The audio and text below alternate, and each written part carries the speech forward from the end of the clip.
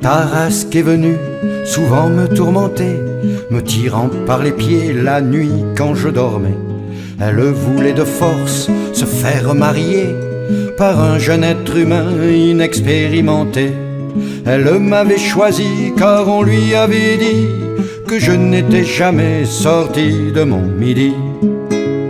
Ne croyez pas tout ce que l'on raconte, l'histoire souvent se nourrit de contes.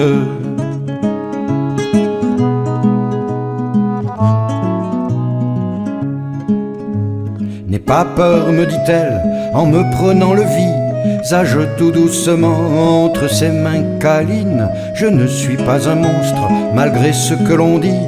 Ne crains rien, sois confiant, viens avec moi au lit de la rivière où j'ai construit ma maison. À l'abri du besoin, tu feras tes chansons. Ne croyez pas tout ce que l'on raconte, l'histoire souvent se nourrit de contes.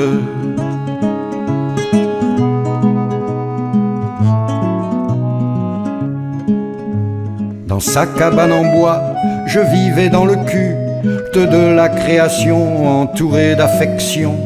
À l'abri du besoin et à l'abri du froid, je pouvais composer mes poèmes d'amour, dédiés à tous ceux qui n'ont pas comme moi la chance de pouvoir bien manier la rime. Ne croyez pas tout ce qu'ils vous racontent, l'histoire souvent nous prend pour des contes.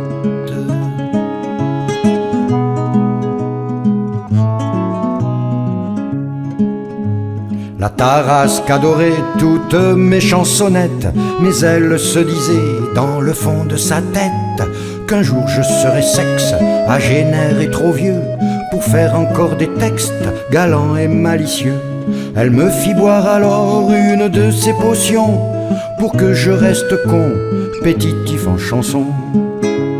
Ne croyez pas tout ce que l'on raconte, l'histoire souvent se nourrit de contes.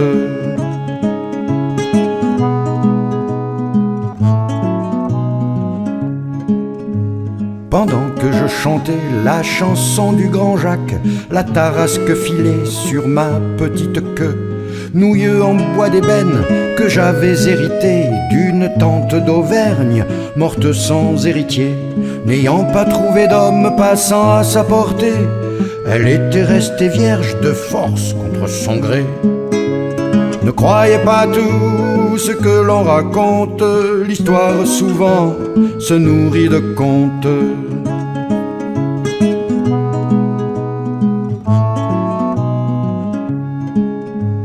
Mais un jour que j'étais à taquiner ma muse, un chanteur beaucairois beaucoup plus beau que moi, sifflotant la complainte du phoque en Alaska, attira la Tarasque dans un piège doré.